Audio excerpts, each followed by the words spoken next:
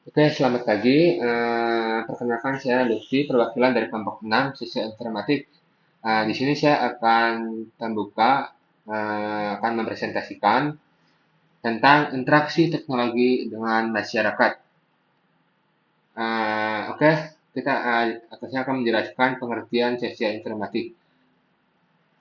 Menurut Kling dalam bukunya Social Informatics itu the interdisciplinary study of design, use, and the consequence of information technology that takes into account their interaction with institutional and cultural context. Yang artinya, social informatics ini bidang untuk memahami interaksi antara teknologi dengan masyarakat. Nah, tujuan dari adanya siswa informatik itu tentunya kita bagaimana cara kita untuk mengoptimalkan teknologi yang ada di saat ini dengan masyarakat, dengan hubungan masyarakat, dengan relasinya sehingga kita tuh bisa uh, memilah mana dampak positif dan dampak negatif. Nah, selanjutnya apa manfaatnya, apa apa kebaikannya, apa negatifnya akan dijelaskan dengan teman saya. Slide selanjutnya adalah tentang ruang lingkup dalam Social Informatics. Ruang lingkup yang pertama ada peran TIK dalam perubahan sosial dan organisasi. Di era digital seperti sekarang, teknologi informasi dan komunikasi atau biasa kita singkat TIK, sudah menjadi bagian penting dalam kehidupan kita, baik dalam masyarakat maupun organisasi. Teknologi ini mengubah cara kita bekerja, berkomunikasi, dan berkolaborasi. Contohnya saja, di dunia kerja banyak perusahaan yang sekarang menerapkan remote working atau WFH dengan bantuan platform seperti Zoom, Google Meet, ataupun Microsoft Teams. Selain itu, otomatisasi juga semakin berkembang seperti penggunaan AI dalam layanan pelanggan yang bisa memproses chat secara cepat dan otomatis.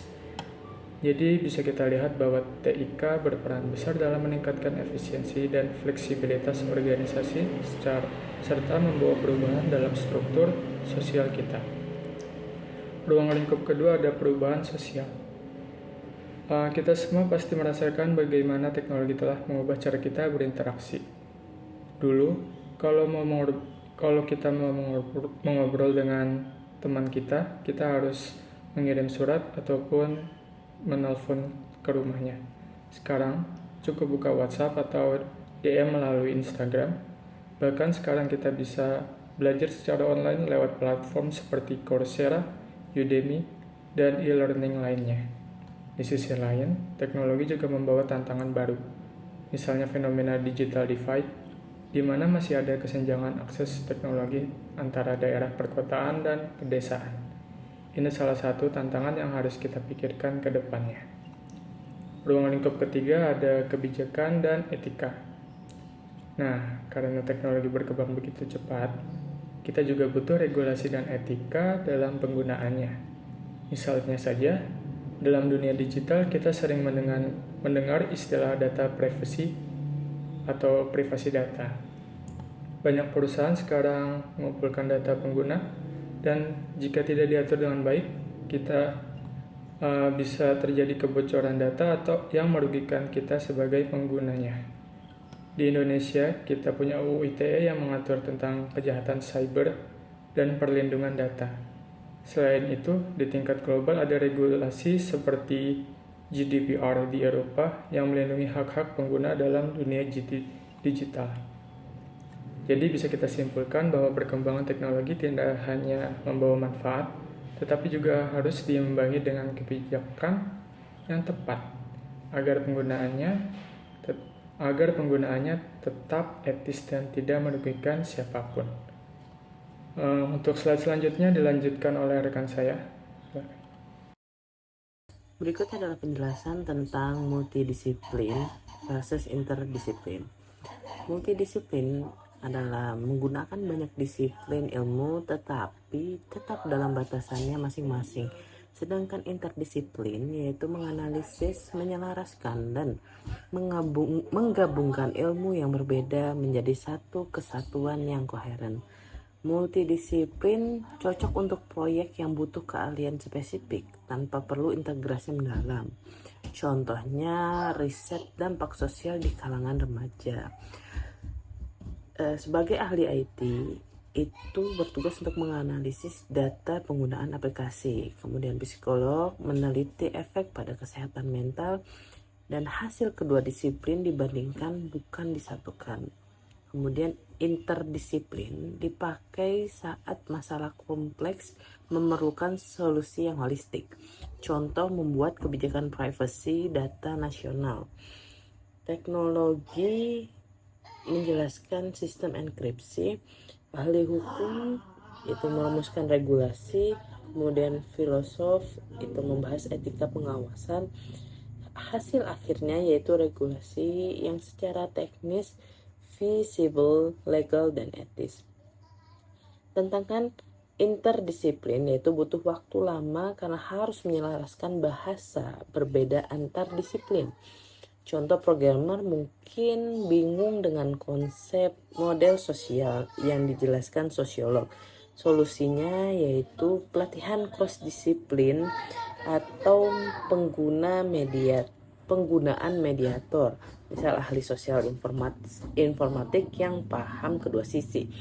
Dalam sosial informatik, keduanya penting, tetapi interdisiplin lebih sering dipakai untuk menjawab masalah yang melibatkan manusia dan teknologi secara simultan. Kemudian selanjutnya yaitu peran sosial informatik. Penerapan sosial informatik pertama yaitu teknologi dalam organisasi dan bisnis.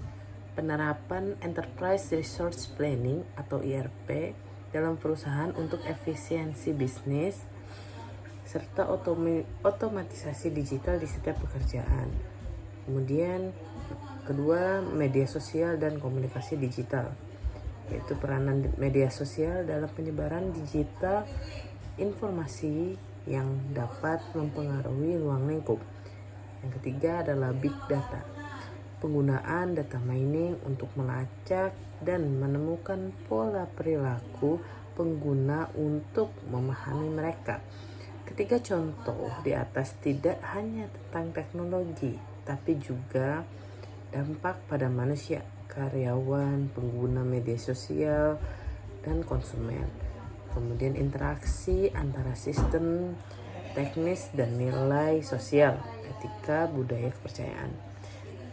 Simpulannya yaitu sosial informatik mengajak kita melihat teknologi bukan sebagai alat netral, tetapi sebagai bagian dari ekosistem sosial yang kompleks. ERP bukan sekedar software, tapi pengubah dinamika perusahaan. Media sosial bukan hanya platform, tapi pembentuk realitas baru. Big data bukan hanya angka, tapi cermin perilaku manusia. Dengan pendekatan ini, kita dapat menciptakan teknologi yang tidak hanya smart, tapi juga bertanggung jawab secara sosial. Ya, terima kasih. Selanjutnya, tantangan social informatics. Yang pertama ada keamanan dan privasi. Data pribadi sering disalahgunakan oleh peretas atau penipu. Kurangnya kesadaran tentang perlindungan data membuat masyarakat rentan terhadap pencurian identitas dan kejahatan cyber. Solusinya adalah meningkatkan literasi digital dan menerapkan perlindungan data yang ketat. Yang kedua ada disinformasi dan hoax. Penyebaran berita palsu di media sosial dapat mempengaruhi opini publik dan menyebabkan kepanikan. Informasi yang tidak diverifikasi dengan mudah menyebar luas. Penting untuk meningkatkan kemampuan berpikir kritis dan mengandalkan sumber terpercaya sebelum kita semua membagikan informasi. Yang ketiga ada kesenjangan digital. Tidak semua orang memiliki akses yang sama ke teknologi. Faktor ekonomi, geografis, dan pendidikan mempengaruhi kemampuan masyarakat dalam memanfaatkan teknologi digital. Pemerataan akses internet dan edukasi digital diperlukan agar semua orang bisa ikut serta dalam era digital. Yang terakhir, ada ketergantungan terhadap teknologi. Terlalu bergantung pada teknologi dapat mengurangi interaksi sosial langsung, menyebabkan kecanduan, dan berdampak pada kesehatan mental. Perlu keseimbangan antara dunia digital dan kehidupan nyata untuk menghindari dampak negatif ini. Selanjutnya dilanjutkan oleh teman saya. Berikutnya kita akan bahas tentang manfaat dari social informatics. Yang pertama ada membantu perencanaan kebijakan berbasis data. Dalam era digital ini, kebijakan yang efektif cenderung berbasis dengan data. Datanya tentunya harus akurat dan relevan sehingga bisa mencerminkan kehidupan nyata di real life kita seperti apa. Social informatics memungkinkan pengumpulan, analisis, dan interpretasi data untuk mendukung pengambilan keputusan yang lebih baik. Gimana sih penerapannya? Penerapannya bisa pemerintah menggunakan data sosial untuk merancang kebijakan publik, contohnya misalnya kebijakan kesehatan, atau perusahaan menggunakan analisa data pelanggan untuk menyusun strategi pemasaran dan development produk yang lebih sesuai dengan kebutuhan pasar. Berikutnya juga ada contoh dari misalnya lembaga non-profit yang menggunakan data sosial untuk memahami kebutuhan masyarakat lebih dalam sehingga target bantuannya bisa disebarkan dengan lebih efektif. Contoh nyatanya yaitu Google Trends yang sering digunakan untuk memantau penyebaran penyakit ya, terutama penyakit yang kayak umum untuk didapatkan, contohnya kayak flu gitu, karena orang biasa kan cari di Google natural remedies untuk flu, atau gimana caranya untuk sembuh, atau kapan harus pergi ke dokter kalau lagi flu, dan lain sebagainya. Yang kedua juga ada meningkatkan efisiensi dalam organisasi dengan teknologi. Karena zaman sekarang itu kalau hidup udah sangat bercampuran dengan teknologi ya, kayak teknologi itu udah perannya penting banget dalam hidup kita sehari-hari. Hal ini juga benar untuk it's true untuk produktivitas sebuah organisasi. Dengan menerapkan prinsip social informatics, organisasi dapat mengidentifikasi cara yang lebih baik untuk mengintegrasikan teknologi tersebut untuk mempercepat kerja dan mengurangi hambatan operasional. Gimana contohnya? Contohnya otomatisasi dari tugas administratif ya.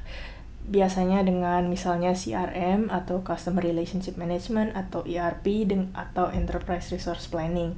Atau zaman sekarang kan juga banyak nih remote working, karena terutama waktu itu karena COVID ya, kolaborasi digital dengan alat-alat kayak Slack, Microsoft Teams, atau Trello itu mempermudah banget komunikasi dan manajemen proyek dalam sebuah perusahaan. Itu dua contoh simpelnya aja yang kalau yang bagian ini yakin pasti udah familiar banget. Untuk contoh yang lebih konkretnya lagi, mungkin sering juga kita buka website gitu, website apapun perusahaan zaman sekarang rata-rata udah menggunakan chatbot berbasis AI untuk menangani pertanyaan-pertanyaan pelanggan yang biasanya cukup sering ditanyakan gitu ya, supaya tim customer service-nya itu bisa fokus ke kasus yang lebih kompleks dan lebih membutuhkan penanganan yang delicate gitu. Nah, untuk manfaat ketiganya dari social informatics adalah memahami dampak teknologi bagi sosial. Teknologi, seperti yang saya tadi udah bilang, teknologi ini dampaknya besar banget dengan cara masyarakat berinteraksi, bekerja, dan menjalani kehidupan sehari-hari. Hal ini gak bisa dipungkiri lagi karena teknologi juga udah menjadi bagian besar dalam kehidupan kita yang sehari-hari. Maka itu social informatics bisa membantu kita untuk memahami perubahan ini dan mengantisipasi dampaknya secara sosial, baik itu positif maupun negatif.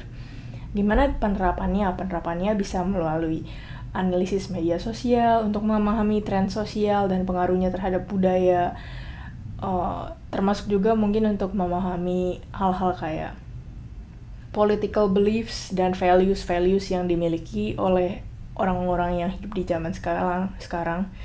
Kemudian juga ada studi etika teknologi dan studi tentang keamanan data pribadi dan seterusnya. Contoh nyatanya banget nih, tinggal ke Google Scholar aja dan cari social media gitu. Pasti kebanyakan tuh riset-risetnya tentang efek sosial media tentang kehidupan kita gitu. Misalnya efek sosial media terhadap kesehatan mental dari Gen Z dan Gen Alpha yang sangat terekspos dengan dunia secara keseluruhan dengan cepat dari umur yang masih muda gitu ya, dengan platform-platform seperti Instagram maupun TikTok. Itu kan biasanya akan berpengaruh juga ke kebijakan-kebijakan yang akan dimiliki oleh baik penyedia platform maupun pemerintah. Gitu sih.